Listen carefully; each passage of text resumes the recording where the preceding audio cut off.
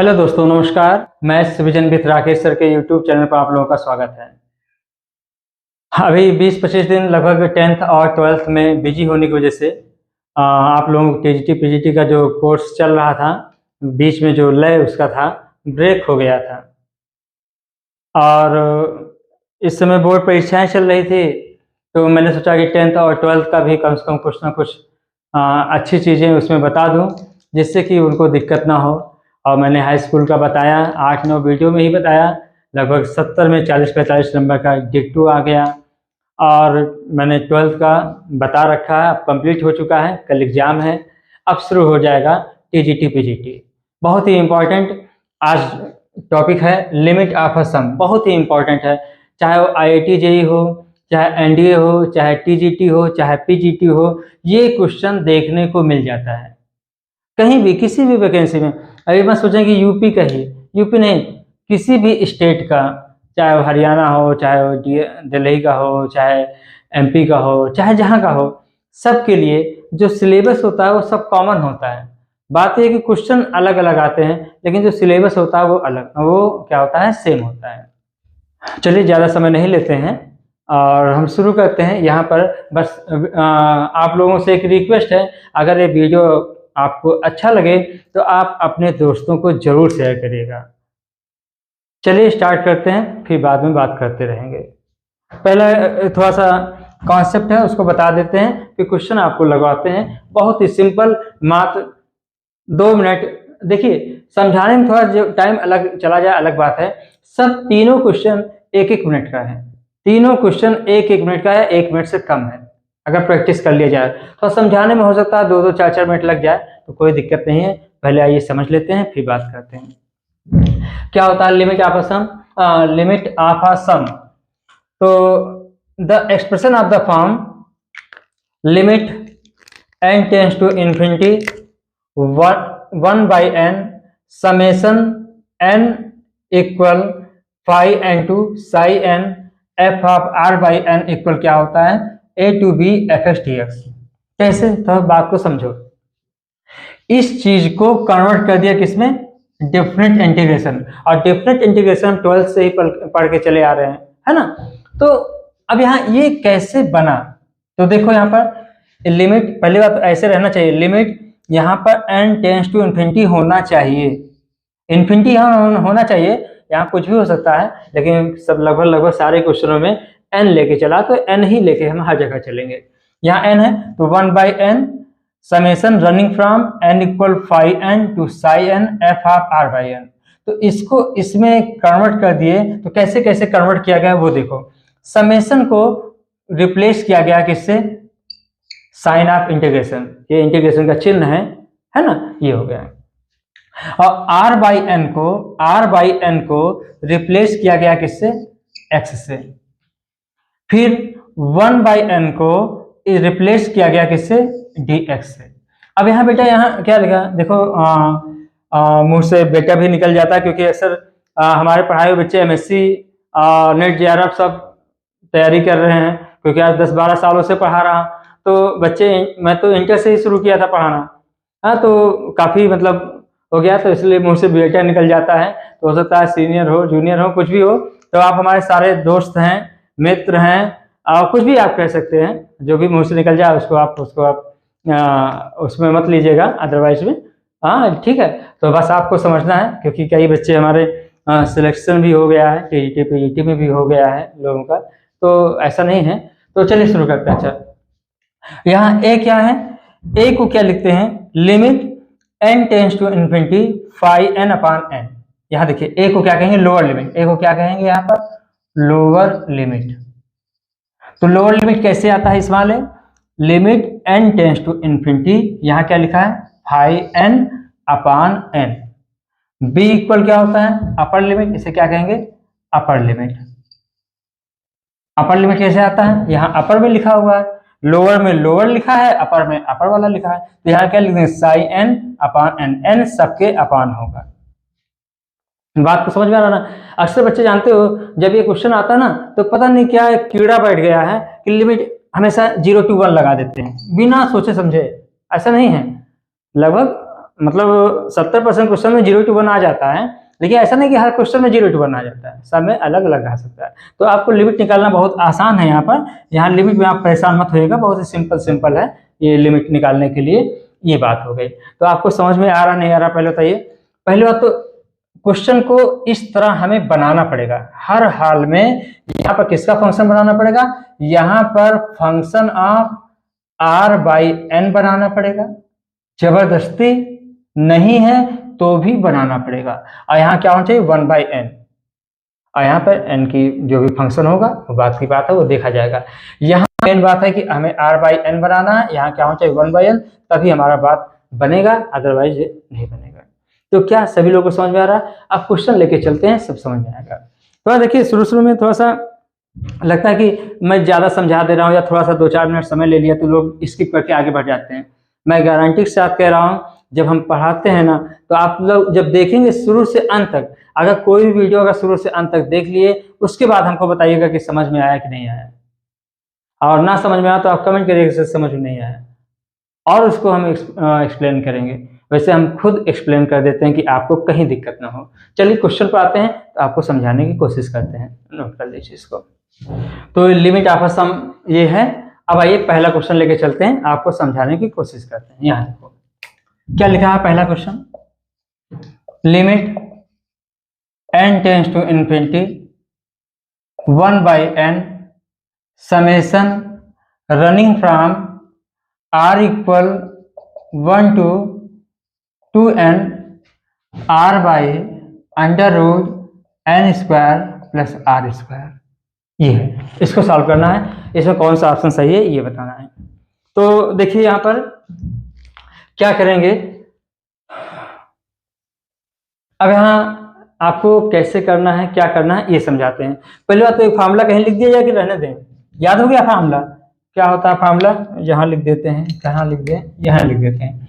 Limit n tends to infinity 1/n summation running from r equal phi(n) to psi(n), और यहाँ क्या लिख देंगे, f ऑफ r/n इक्वल क्या होगा बेटा, a to b fx dx। ये होता है। तो आइए स्टार्ट करते हैं, बढ़िया से चलते हैं। यहाँ जो रिप्लेस किया गया वो बात की बात है, शुरू करते हैं पहले।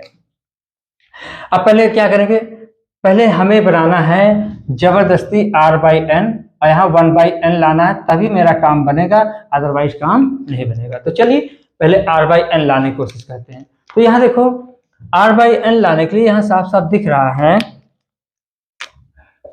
Limit n tends to infinity 1/n, एक बार और समेशन लिख लेते हैं पहले, फिर बात करेंगे आगे 2n।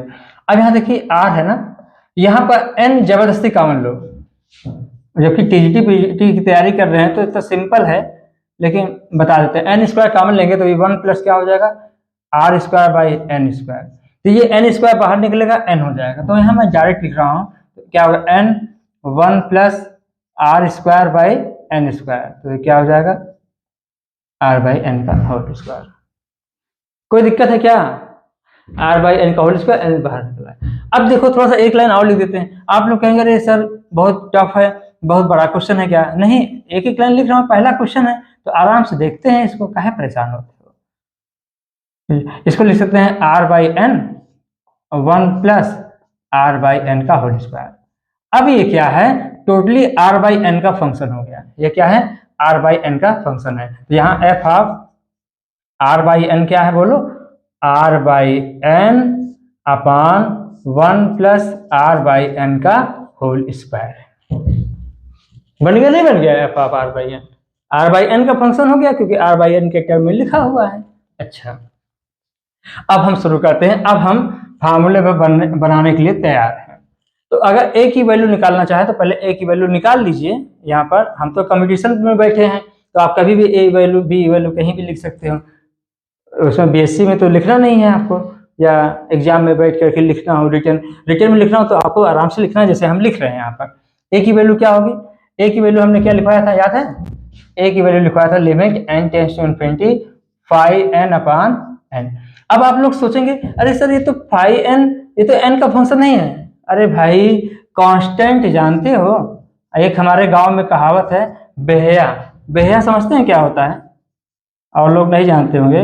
बेहया वो बेहया मतलब एक होता है तालाब में होता है, उसको अगर फेंक दीजिए तो अपने आप जम जाता है। आवारा कह सकते हो, कुछ भी कह सकते हो, है ना। एकदम बेहया मतलब होता है एकदम मतलब क्या बताएं, एकदम आवारा है, एकदम क्या कहें उसको। तो ये बेहया क्या होता है? कांस्टेंट एक प्रकार से क्या होता है, बेहया का रोल निभाता है। ये कांस्टेंट क्या होगा? ये कांस्टेंट यहाँ पर किसका फंक्शन हो जाएगा? n का फंक्शन हो जाएगा, कभी x का फंक्शन हो जाएगा, क्योंकि 1 को आप लिख सकते हैं x की पावर 0, कभी n की पावर 0, है ना। तो कांस्टेंट फंक्शन आप किसी का भी फंक्शन बना सकते हैं, x का भी बना सकते हैं, r का बना सकते हैं, t का बना सकते हैं, किसी का भी बना सकते हैं। तो यहाँ परेशान होने की जरूरत नहीं है, सर आपने फाइव लिखा था तो फाइव तो यहाँ 1 है, उससे क्या मतलब है ना।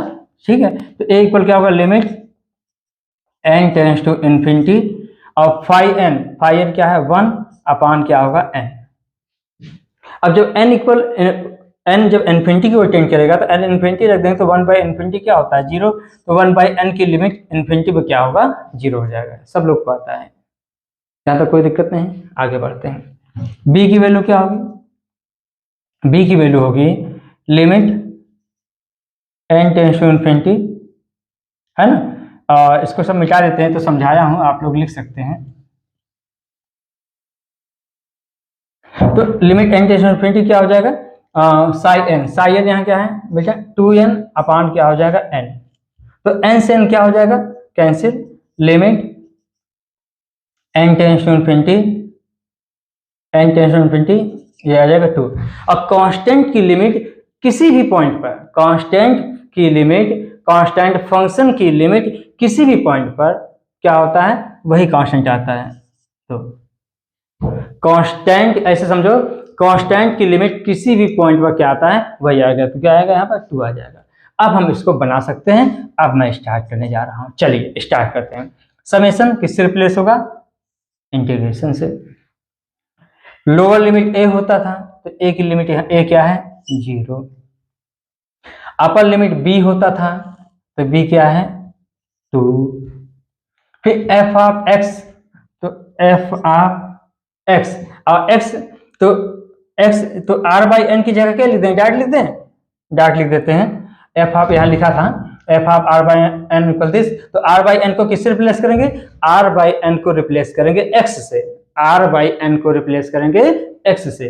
तो x अपान √1 प्लस x², ये क्या चीज है, x का फंक्शन है, ये क्या है x का फंक्शन है, ये क्या है r/n का फंक्शन है, तो ये क्या हो गया x का फंक्शन हो गया। फिर आगे 1/n लिखा है तो 1/n को क्या लिख सकते हैं dx।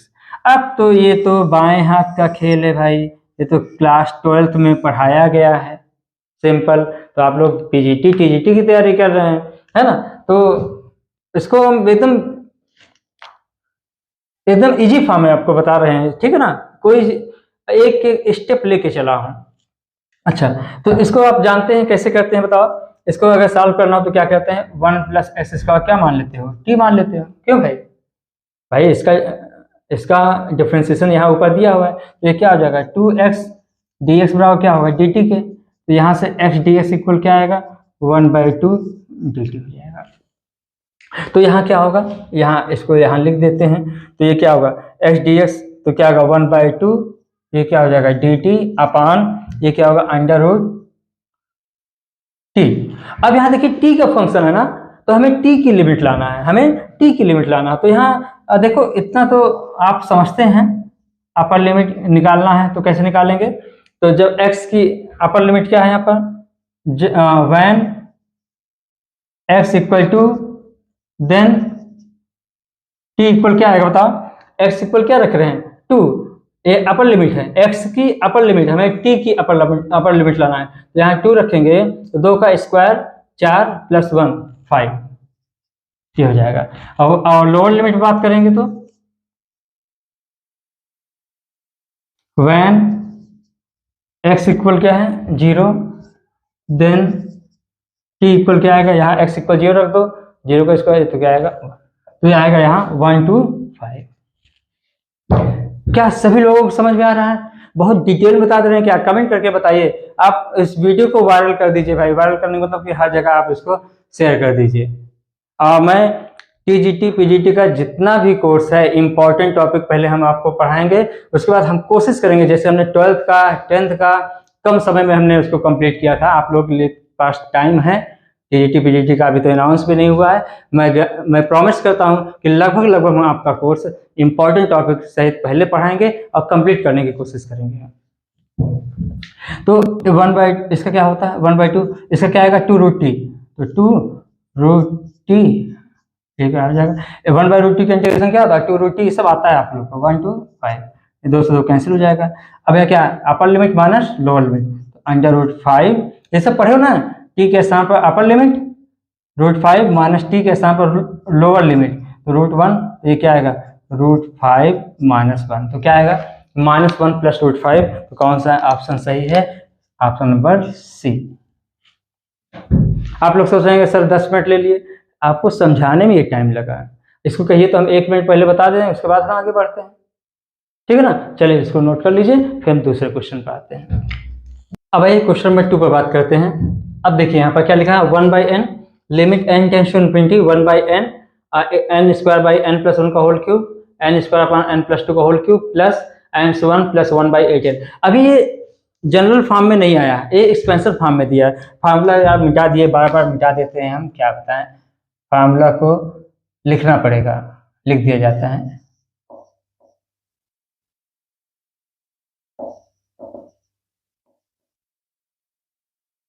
Limit n tends to infinity 1/n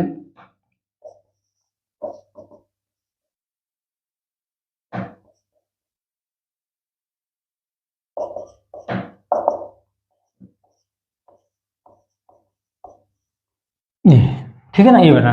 तो पहले हमको इस फॉर्म में बनाएंगे तभी ये डिफरेंट इंटीग्रेशन में चेंज होगा। तो बहुत ही सिंपल है, यहाँ से दिख जाता है। एक कहावत है कि पकड़ना क्या चोर की दाढ़ी में क्या होता है तिनका, ऐसे कहा जाता है। तो कहने मतलब कि यहाँ से पहचान जाएंगे, कहाँ से पहचान जाएंगे, क्योंकि 1/n है अजीब टाइप लग रहा है, 1/8n है अजीब टाइप लग रहा है, लेकिन यहाँ n² है, यहाँ n² है। तो करना क्या है आइए बताते हैं। क्वेश्चन नंबर 2 क्या लिखा है, limit n tends to infinity 1/n n², अब देखते जाओ n+1 का होल क्यूब n² n+2 का whole cube plus dot dot dot, जबरदस्ती यहाँ जगाने के लिए 1/8n लिख दिया है। अब यहाँ देखिए n का एक पैटर्न बनेगा तभी तो हम इसको समेशन के रूप में लिखेंगे और इसको एक्सपेंड करेंगे। तो आइए बात करते हैं पहले, यहाँ n² है, यहाँ n², इसका मतलब कुछ बात है इसमें, क्या बात है, इसको ऐसे लिख सकते हैं, देखो n²/n³ पैटर्न बन गया ऑटोमेटिक। और एक कैसे लिख दिया गया, n² ऊपर है ना, हर जगह n² आगे भी आएगा, अगला टर्म कहें तो क्या आएगा n²/n+3 का होल क्यूब, अगला क्या आएगा n²/n+4 का होल क्यूब। तो यहाँ देखिए 1/n है, इसीलिए इनको बनाया ही गया है 1/n। तो जब बनाएंगे तो n²/n³ कर देंगे, n³, तो यहाँ देखिए n³ तो ये कैंसिल हो जाएगा, 1/n आ जाएगा। अब देखो, अब आप लोग समझ गए होंगे तो एक कैसे पैटर्न बनने जा रहा है। अब देखो यहाँ जबरदस्ती n+2, तो यहाँ पर कुछ तो इस तरह बनने जा रहा है, n+n कर देते हैं, एक इसको लिख सकते हैं n+0 का स्क्वायर है ना, n+1 n+2 n+n, क्योंकि 8 है ना, होल क्यूब करिए पहले तो हम बात करें क्या होगा। ये क्या आएगा, होल क्यूब करो, n+n क्या आएगा 2n का होल क्यूब करेंगे क्या आएगा 8n³, लेकिन यहाँ 1/8n है तो यहाँ क्या कर देंगे n² लिख देंगे। जब n²/8n³ करेंगे तो n² से कैंसिल होगा तो 1/8n आएगा। तो पैटर्न ऑटोमेटिक दिख जाता है, पहला और लास्ट टर्म गड़बड़ाएगा, उसके बाद सेकंड थर्ड फोर्थ दिया रहेगा, तो हम इसी से कैच कर लेंगे कि यहाँ पर होना क्या चाहिए, यहाँ पर क्या होना चाहिए। अब इसको हम समेशन के रूप में आराम से लिख सकते हैं। आइए देखिए, limit n tends to infinity summation r equal 0 to n square upon n plus r का होल क्यूब। अरे ये कैसे लिख दिया गया? देखिए n स्क्वायर तो सब में है ना, n स्क्वायर तो सब में है, तो n स्क्वायर लिख दिया गया। अब यहाँ n प्लस 0 का ये क्या है? होल क्यूब है, और n प्लस 1 का होल क्यूब, n प्लस 2 का होल क्यूब ऐसे है। तो यहाँ देखिए r इक्वल, इसको समेशन, इसको एक्सपैंड करो तो r इक्वल 0 रखो, क्या आएगा? n प्लस 0 का होल क्यूब, ये हो गया। r n square upon n plus 0 का होल क्यूब, ये हो गया। मतलब कुल मिला के यही लिखा है। r इक्वल 1 रखो तो n square upon n plus 1 का होल क्यूब, ये हो गया। r इक्वल 2 रखो, n स्क्वायर, r की वैल्यू रख रहा हूँ, n square upon n plus 2 का होल क्यूब। यहाँ r इक्वल n रखो तो n square upon n plus n का होल क्यूब, ये बन गया। अब हमको r बाई n का फंक्शन जबरदस्ती बनाना है, तो यहाँ दिख रहा है साफ साफ, क्या दिख रहा है? Limit n tends to infinity summation r equal 0 to n, और यहाँ क्या होगा? n स्क्वायर, यहाँ पर n क्यूब जबरदस्ती कॉमन लो, n क्यूब क्या आएगा? 1 प्लस आर बाई एन का होल क्यूब। ये समझ में आता है? फिर एक बार बता दे रहा हूँ भाई, आप लोग पता नहीं परेशान हो जाते हो, नहीं हो जाते हो। इसमें n कॉमन लेंगे, क्या आएगा? 1 प्लस आर बाई एन हो जाएगा, है ना? ये तो है ना n, और इसमें मल्टीप्लाई कर दीजिए तो n प्लस आर हो गया, ऐसे लिख सकते हैं। तो जब इसको होल स्क्वायर कर देंगे तो n स्क्वायर के रूप में बाहर निकलेगा। कहने मतलब जब कॉमन लेते हैं ना, कॉमन लेते हैं, जितना पावर होता है उसके रूप में बाहर निकलता है। अब बाकी सारा रोल जैसे होता है वैसे करना है, ठीक है ना? क्लियर है सब लोग को? अब यहाँ देखिए, अब इसको हम क्या कर सकते हैं, अगर चाहो तो आप ऐसे लिख दीजिए, summation r equal 0 to n, ये क्या आएगा? 1 बाई n इंटू 1 बाई, ऐसे लिख सकते हो ना, n स्क्वायर कैंसिल हो जाएगा तो n स्क्वायर, तो हाँ लिख सकते हैं 1 by n, 1 upon 1 plus r by n का होल क्यूब। समझ में आ रहा है? अब ये देखिए r बाई एन का फंक्शन हो चुका है, 1 बाई एन अब रिप्लेस कर दीजिए। तो मैं डायरेक्ट यहाँ पर लिखना चाहूँगा, क्या लिखें? हम इंटीग्रेशन में डायरेक्ट लिख दे रहे हैं, लिमिट भी डायरेक्ट लिखूंगा। यहाँ r बाई एन की जगह पर x लिख देंगे, तो 1 अपान 1 प्लस एक्स का होल क्यूब, और 1 बाई एन को क्या लिख देंगे? dx। और a इक्वल क्या आएगा? a इक्वल क्या आएगा याद है? a equal limit n tends to infinity 0 upon क्या होगा? n, तो ये क्या आएगा? 0 बाई एन मतलब 0, और 0 की लिमिट किसी भी पॉइंट पर क्या आएगा? 0, कांस्टेंट लिमिट 0 होती है, कांस्टेंट लिमिट वही कांस्टेंट आता है। और जब यहाँ लिखेंगे b इक्वल क्या लिखेंगे? Limit n tends to infinity और n बाई n, साई n फार्मूले में रख दिए, याद है ना? b इक्वल क्या होता है? साई n बाई n, तो साई n क्या है? n बाई n क्या आएगा? 1, और 1 की लिमिट क्या होगा? किसी भी पॉइंट पर क्या आएगा? 1 आएगा, तो 0 टू क्या होगा? 1। इसीलिए लोग सब सॉल्व कराते हैं ना, कहते हैं ये जान लोग 99% ऐसे बोल देते हैं, ऐसे ही बोल देते हैं कि लिमिट हमेशा 0 टू 1 आएगा। आएगा तो सही बात है, लेकिन हर क्वेश्चन नहीं आएगा भाई, आ रहा ना? अब देखिए 1 अपान 1 प्लस एक्स का होल क्यूब, ये तो 11 12 का है, आराम से कर सकते हैं। इसको डायरेक्ट भी कर सकते हैं, या तो 1 प्लस एक्स को टी मान लो, या डायरेक्ट कर सकते हो। 1 upon 1 plus T, 1 upon 1 plus x का क्या आएगा? -1/2 1 बाई 1 प्लस एक्स का होल स्क्वायर। ये अगर आप लोग पूछे कमेंट करके तो हम बता देंगे कहाँ से आया, या थोड़ा सा हिंट दे देते हैं। अगर क्या, अगर कोई तुमसे पूछे 1 अपान टी का होल क्यूब क्या आता है, तो यार यार बचपन में किए, बचपन मतलब कि आप पढ़े हो नहीं पढ़े हो, तो क्या आता है? -3 + 1, तो क्या होगा? -1/2 टी स्क्वायर। समझ में आता है आप लोग को? तो अगर आप चाहे 1 प्लस एक्स को टी मान लो, तो लिमिट को चेंज करना पड़ेगा, कुल मिला के आंसर यही आएगा। आप कमेंट करके बताइएगा, अगर नहीं समझ में आता तो उसको हम फिर से बताएंगे। अब क्या आएगा? -1/2 एक्स के स्थान पर अपर लिमिट, तो 1 + 1/2 1 + 1 का होल स्क्वायर, तो हम डायरेक्ट लिख रहे हैं 2 का होल स्क्वायर, तो 4 आ जाएगा, 4 और 0 रखेंगे तो 1/1 + 0 तो 1 आ जाएगा। तो क्या आएगा? ये -1/2, ये आएगा -3/4, और कैंसिल, ये क्या आएगा? 3/8। तो कौन सा आंसर सही है? फर्स्ट ऑप्शन सही है। बताइए, आसान है? आसान है, समझाने में जो समय लग जाएगा, अदरवाइज जब आप लोग प्रैक्टिस कर लेंगे तो ऑटोमेटिक कर लेंगे 1 मिनट के अंदर क्वेश्चन। ठीक है, अब आते हैं क्वेश्चन नंबर 3 पर। अब आइए इस वाले क्वेश्चन पर। अब यहाँ देखिए, यहाँ एक्सपेंशन है नहीं, तो आप इसको डायरेक्ट इसके रूप में बनाएंगे और सॉल्व करने की कोशिश करेंगे। तो आइए देखते हैं। अब इसमें टाइम की बात नहीं लेंगे, देखो कितने सेकंड में करते हैं इसको। Limit n tends to infinity, पहले क्वेश्चन तो लिख लिया जाए, समेशन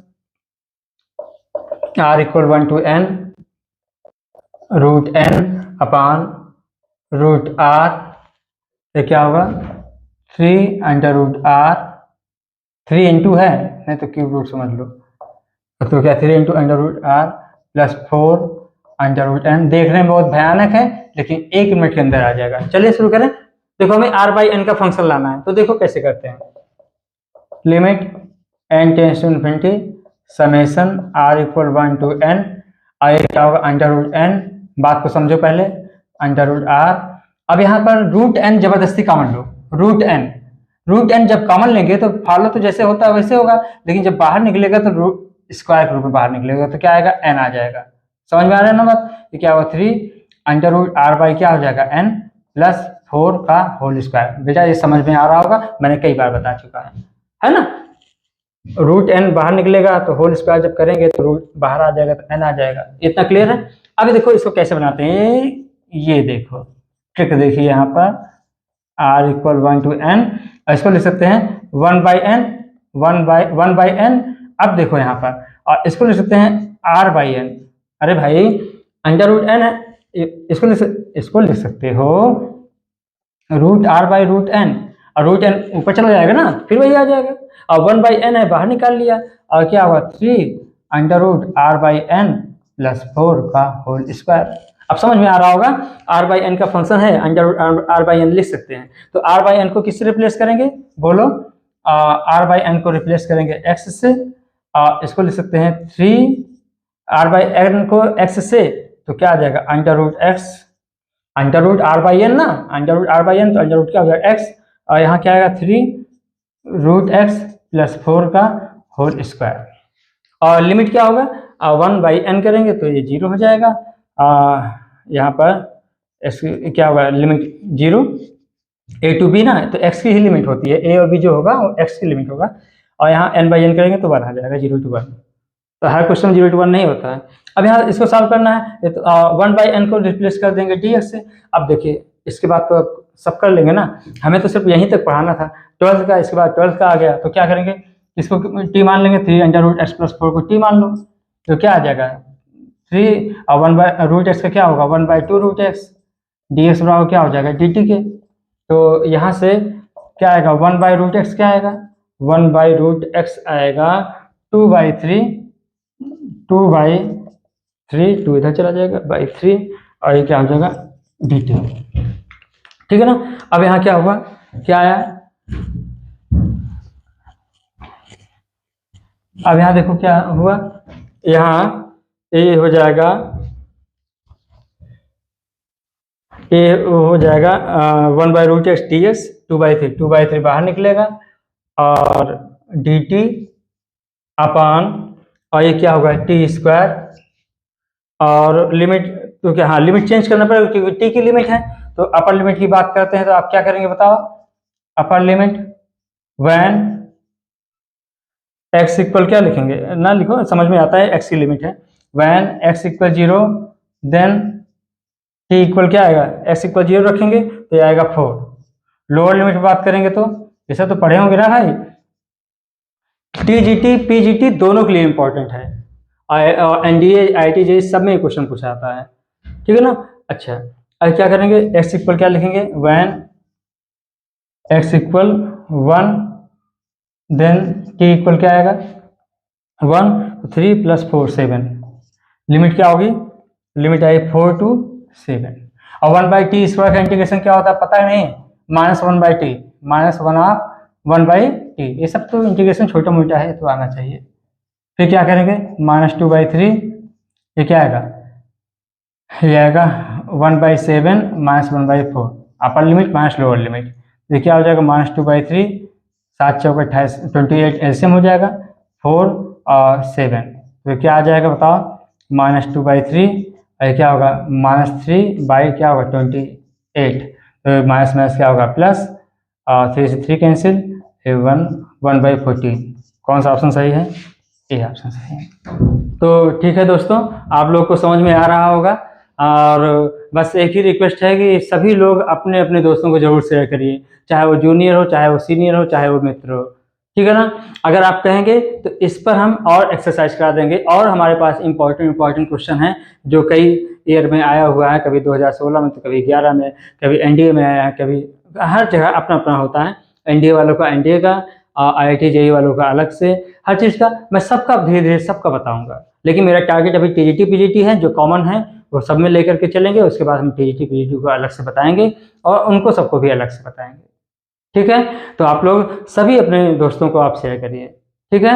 और हमारे यूट्यूब चैनल पर आप नए हैं तो आप सब्सक्राइब कर लें, और लाइक कमेंट को कम से कम कर दीजिए कि हाँ सर समझ में आ रहा है सब कुछ, ठीक है ना। और ये भी कमेंट करिए कि अगर सर कुछ और एक्सरसाइज करा दीजिए, इसका कुछ और क्वेश्चन लगवा दीजिए, तो कल हम इसको और वीडियो बना लेंगे, हाँ। और उसके बाद अभी लीनियर डिफरेंशियल इक्वेशन कंप्लीट लगभग हो गया है, एक और है बताया जाएगा, एलर्स-कोशी इक्वेशन है, और जो linear differential equation with constant coefficient में बदलते हैं उस फॉर्म में है, तो उसको बताएंगे।